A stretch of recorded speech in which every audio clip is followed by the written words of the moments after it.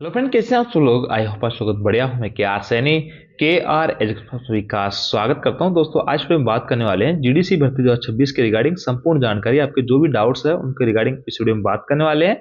और देखिए, central railway से वैकेंसी आपकी आ चुकी है। उसी नोटिफिकेशन के आधार पे आपके जो भी डाउट्स है, आप लोगों ने जो कमेंट्स वगैरह कर रखे हैं, उनका मैं इस वीडियो में रिप्लाई करने की कोशिश करूंगा। सबसे पहले देखिए, एचआरएम्स पे जो क्वालिफिकेशन को लेकर बात करेंगे कि अगर एड नहीं हो क्वालिफिकेशन एचआरएम्स पे, तो आप एग्जाम दे पाएंगे या नहीं दे पाएंगे, फॉर्म भर पाएंगे या नहीं भर पाएंगे, इससे क्या प्रॉब्लम आ सकती है, और एचआरएम्स के ऊपर क्वालिफिकेशन कैसे ऐड करवा सकते हैं, सभी पोस्ट की क्या कुछ क्वालिफिकेशन है, और ये नहीं दे पाएंगे जीडीसी एग्जाम की। दोस्तों, यहाँ पे कौन कौन भाई लोग ऐसे हैं जो जीडीसी एग्जाम नहीं दे पाएंगे और एक से अधिक पोस्ट के लिए आवेदन कर सकते हैं। जैसे 38 टाइप की पोस्ट आई है, तो यहाँ पे कई सारे भाई लोग ऐसे भी होंगे जिनका एक से अधिक पोस्ट की क्वालिफिकेशन रखते हैं, तो ऐसे में वो इतनी पोस्ट के लिए आवेदन कर सकते हैं क्या, और प्रेफरेंस जो है आपको यहाँ पे किस तरीके से चुनना चाहिए, इन सबके रिगार्डिंग इस वीडियो में बात करने वाले हैं। अब देखिए दोस्तों, सेंट्रल रेलवे से जीडीसी का जो नोटिफिकेशन है, जो भर्ती आई है, उसका नोटिफिकेशन आप देख पा रहे हैं 16/3/2026 को आई थी, और 16/3 से फॉर्म भरे जा रहे हैं। 15/4 लास्ट डेट यहाँ पे रहने वाली है। सबसे पहला जो डाउट है वो है कि ईडब्ल्यूएस को रिजर्वेशन नहीं मिलता है क्या। तो यहाँ पे जो भी सीट का जो डिवाइडेशन है, उसमें आप देखोगे कि ईडब्ल्यूएस का कहीं भी नाम नहीं है।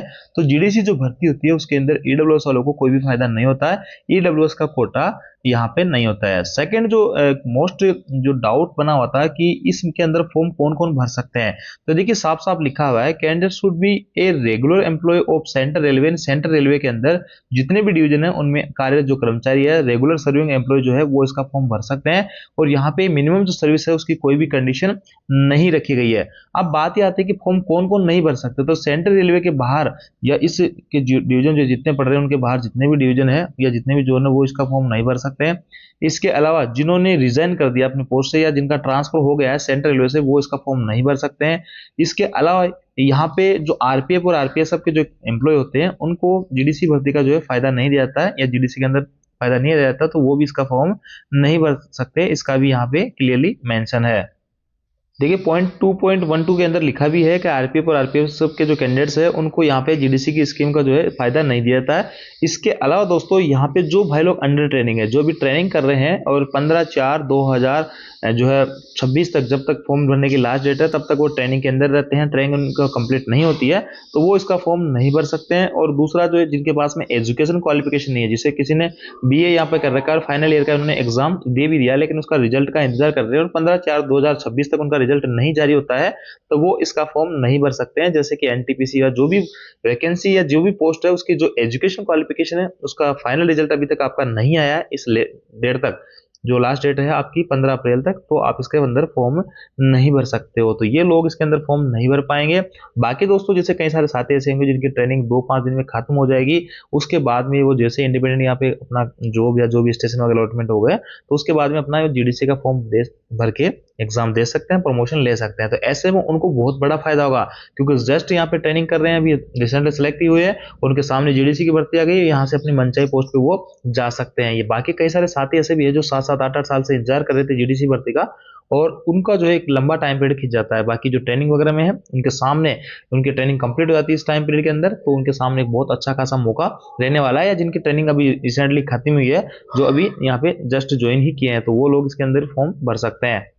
सीबीटी का आपका एक ही एग्जाम होने वाला है, और आपके उम्र जो देख लीजिए, यूआर की 1842 है, ओबीसी 1845 है, 1847 आपकी एससी एसटी वाले भाइयों की रहने वाली है।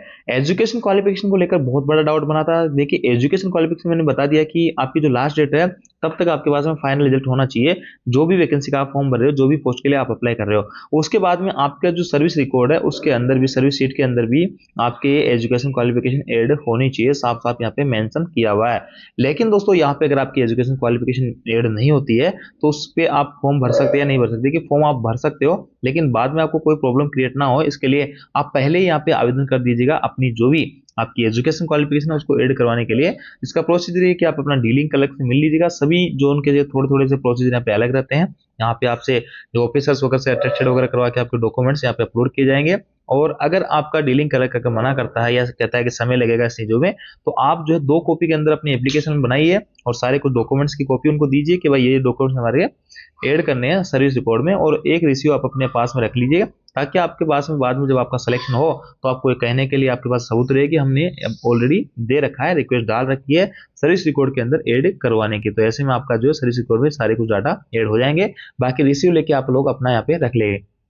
देखिए पॉइंट 7 में लिखा भी है कि there is no separate reservation for post of economically weaker section. EWS वालों के लिए कोई भी सेपरेट पोस्ट यहाँ पे नहीं रहती है। इसके अलावा दोस्तों यहाँ पे एक ही सिंगल सीबीटी आपका एग्जाम होने वाला है और जिसमें एप्टीट्यूड टेस्ट लगेगा तो उनका एप्टीट्यूड टेस्ट भी आगे रहने वाला है, जैसे कि एलपी है या फिर स्टेशन मास्टर है या फिर जिसका टाइपिंग है तो टाइपिंग भी आपका आगे रहने वाला होगा। बाकी कंप्यूटर बेस्ड जो एग्जाम है वो आपका एक ही सीबीटी रहने वाला होगा। इसके दोस्तों यहाँ पे माइनस मार्किंग की 1/3 की माइनस मार्किंग भी रहने वाली है। और इसके आगे पॉइंट 9 में आप देखोगे सभी की सिलेक्शन प्रोसेस क्या कुछ रहने वाली है। जैसे कि एलपी की है, आपको 2 पार्ट में एग्जाम होंगे, 100 क्वेश्चन आपके पूछे जाएंगे 90 मिनट के अंदर, ये इसका सिलेबस है। और आगे जो है वो सारी कुछ कौन कौन सी ब्रांच से हैं, कौन कौन सी ट्रेड से आपने डिग्री डिप्लोमा, तो आपके जो पार्ट बी का है सिलेबस उसमें क्या कुछ चीजें रहने वाली है वो सब कुछ दे रखा है। इसके आगे दोस्तों यहाँ पे जूनियर इंजीनियरिंग वाली जो पोस्ट है अलग अलग उनका भी यहाँ पे दे रखा है। ड्यूरेशन आपके 120 मिनट के अंदर 150 क्वेश्चन आपको करने होंगे और इसके अंदर आपका सारा कुछ सिलेबस भी दे रखा है। सारा कुछ वही है जो ओपन भर्ती से आप देखते हो, वही सारी कुछ चीजें यहाँ पे दे रखी हैं। उसके आगे आपका जो है यहाँ पे नॉर्मलाइजेशन वगैरह का भी बात की गई है। इसके आगे आपकी जो एनटीपीसी की जो पोस्ट है जैसे कि गुड चेन मैनेजर है, स्टेशन मास्टर है, जेडब्ल्यू है, ये सभी आपकी ग्रेजुएट लेवल में एनटीपीसी में आते हैं। सेम इनका सिलेबस रहने वाला है। इनकी क्वालिफिकेशन भी यहाँ पे ओनली ग्रेजुएशन आपने कर रखी है किसी भी स्ट्रीम से तो आप इसके अंदर फॉर्म भर सकते हैं। सीसीटीसी आपके 10+2 लेवल की है तो वही आपकी क्वालिफिकेशन के अंदर रहने वाली है। सिलेबस इसमें वही जीके जीएस मैथ रीजनिंग आपका रहने वाला है। दोस्तों थोड़ा सा बात करते हैं कि जीडीसी में सिलेक्शन लेने के बाद में आपकी पोस्टिंग जो है कहाँ पे होने वाली है। तो देखिए दोस्तों जीडीसी के अंदर रूल ये है कि जैसे जीडीसी के अंदर मान लो सेंट्रल है और यहाँ पे 4-5 जोन पड़ रहे हैं, 4-5 डिवीजन पड़ रहे हैं। तो मान लो अब अभी इस डिवीजन में आप काम कर रहे हो ग्रुप डी या लेवल 1 या किसी पोस्ट पे और आप जीडीसी के माध्यम से सिलेक्ट हो जाते हो स्टेशन मास्टर जेडब्ल्यू किसी पोस्ट पे, तो आप इनमें से किसी भी डिवीजन में आपकी पोस्टिंग की जा सकती है। तो इसमें जीडीसी में यह है कि आपका डिवीजन चेंज हो सकता है, यहाँ पे आपको किसी भी डिवीजन में पोस्टिंग दी जा सकती है। जबकि एलडीसी में ऐसा है कि जिस डिवीजन में आप काम कर रहे हो उसी डिवीजन में आपका प्रमोशन होता है। तो जीडीसी में आपका डिवीजन भी चेंज हो सकता है। देखिए यहाँ पे आपका जो पोस्ट का पैरामीटर दे रखा है जेई इलेक्ट्रिकल के लिए या फिर आपके जो 4 पोस्ट हैं आपकी इलेक्ट्रिकल या जनरल सर्विस वगैरह, तो इनके लिए यहाँ पे 3 साल का डिग्री डिप्लोमा आपके इनसे होना चाहिए, मैकेनिकल इलेक्ट्रिकल इलेक्ट्रॉनिक्स या इनकी सब स्ट्रीम से, तो आप इनके लिए आवेदन कर सकते हैं। इसके आगे आपकी जो जूनियर इंजीनियर पीवे है, आपकी डिजाइन ड्राइंग है, इंजीनियरिंग वर्क्स है, इसके लिए आपके पास में 3 साल का डिग्री डिप्लोमा होना चाहिए सिविल इंजीनियरिंग के अंदर और यहाँ पे या फिर इसकी सब स्ट्रीम से। इसके आगे जेई मैकेनिकल है, जेई आपका वर्कशॉप वाले हैं तो उनके लिए यह सामने आपके दे रखा है इन सब स्ट्रीम से आपने 3 साल का डिग्री डिप्लोमा कर रखा है तो आप इसके लिए आवेदन कर सकते हैं। टेक्नीशियन ग्रेड जो फर्स्ट है उनके लिए ये क्वालिफिकेशन रखी गई है, ये क्वालिफिकेशन आप रखते हो तो आप इसके अंदर फॉर्म भर सकते हो। टेक्नीशियन एसएनटी या ग्रेड 3 की जो पोस्ट है उसके अंदर 10+2 वाले भाई लोग भी एलिजिबल रहेंगे। पीसीएम से अगर आपने 10+2 कर रखा है तो एसएनटी की जो पोस्ट रहती है टेक्नीशियन ग्रेड 3 की उसके अंदर आप फॉर्म भर सकते हैं। बाकी आपने आईटीआई या अप्रेंटिसशिप वगैरह कर रखे हैं इन सबसे तो आप इसके अंदर फॉर्म भर सकते हैं। टेक्निकल ग्रेड फिटर वगैरह के लिए आप देखेंगे स्ट्रीम से कर रखा है और आगे ऐसे ही आप सारी कुछ चीजें इसमें देख सकते हैं। आप इस पीडीएफ से देख सकते हैं कि आपने क्या क्या क्वालिफिकेशन है, किस किस पोस्ट के लिए आप एलिजिबल रहने वाले हैं। इसके बाद दोस्तों यहाँ पे असिस्टेंट लोको पायलट के लिए देखिए यहाँ पे A1 इसका मेडिकल स्टैंडर्ड है, लेवल 2 की पोस्ट है। इसके बाद मेट्रिकुलेशन 10th प्लस आईटीआई कर रखी है, फिर एन जो है अप्रेंटिसशिप कर रखे हैं इससे इलेक्ट्रॉनिक्स से, रेडियो एंड टीवी से, refrigerator wireman, amateur engineer turner, इन सब स्ट्रीम से आपने आईटीआई अप्रेंटिसशिप कर रखी है तो आप इसके अंदर फॉर्म भर सकते हैं। इसके अलावा अपने 3 साल का जो डिग्री डिप्लोमा इनसे आपने कर रखा है इन mechanical electrical electronics automobile engineering या इनके सब स्ट्रीम से, तो भी आप इस एलपी के लिए फॉर्म यहाँ पे भर सकते हैं। इसके बाद दोस्तों नर्सिंग सुपरडेंट के लिए यहाँ पे ये क्वालिफिकेशन मांगी गई है, बीएससी नर्सिंग होनी चाहिए आपके पास में, 3 साल का जो नर्सिंग डिप्लोमा होता है वो सब चीजें आपके पास में होनी चाहिए तो आप इसके अंदर फॉर्म भर सकते हैं। स्टेशन मास्टर गुड्स में और जूनियर अकाउंट असिस्टेंट या एनटीपीसी ग्रेड लेवल की पोस्ट है तो इसके अंदर आपने किसी भी स्ट्रीम से ग्रेजुएशन कर रखी है तो आप इसके अंदर फॉर्म भर सकते हैं। इसके बाद में आपका स्टेशन मास्टर का जो है इसमें एप्टीट्यूड टेस्ट होगा, गुड्स ट्रेन के अंदर कुछ भी नहीं होगा, सिर्फ एक सीट होगा और जूनियर जेडब्ल्यू के अंदर आपका बाद में टाइपिंग टेस्ट भी लिया जाएगा। सीसीटीसी के लिए और कॉमर्शियल अकाउंट कलर कम टाइपिस्ट के लिए दोनों के लिए 12th जो है यहाँ पास होना चाहिए। और इसमें यहाँ पे जो 50% मार्क्स आपके जो एग्रीगेट मार्क्स से ऊपर होना चाहिए 12th के अंदर। अब अगर आपने 12th कर रखी है या फिर आपने ग्रेजुएशन कर रखी है तो फिर आपके 12th के मार्क्स नहीं देखे जाएंगे। और SC/ST या फिर फीमेल वगैरह है या फिर बेंचमार्क है पीडब्ल्यूडी कैंडिडेट एक्स सर्विसमैन वगैरह, तो उनके केस में ये जो 50% का मामला है मिनिमम जो परसेंटेज का, इसमें उनको छूट रहती है।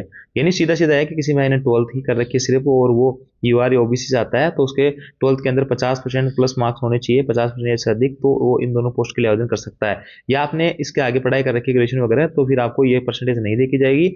और SC/ST के मामले में और एक्स सर्विसमैन और पीडब्ल्यूडी कैंडिडेट्स के मामले में ये परसेंटेज नहीं देखी जाती।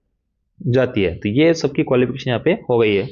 तो दोस्तों ये थी जानकारी। आप जानकारी आपको अच्छी लगी कि वीडियो आपको लाइक दोस्तों शेयर जरूर कीजिएगा। और इस वीडियो में मैंने आपके कई सारे डाउट्स क्लियर करने की कोशिश की है। इसके आगे जो वीडियो बनाएंगे उसमें अपन पोस्ट प्रेफरेंस देखेंगे और सभी पोस्टों की जो है सिलेबस वगैरह के ऊपर अपन बात करने वाले रहेंगे। और वीडियो ऑलरेडी काफी लंबा हो गया है। Thank you.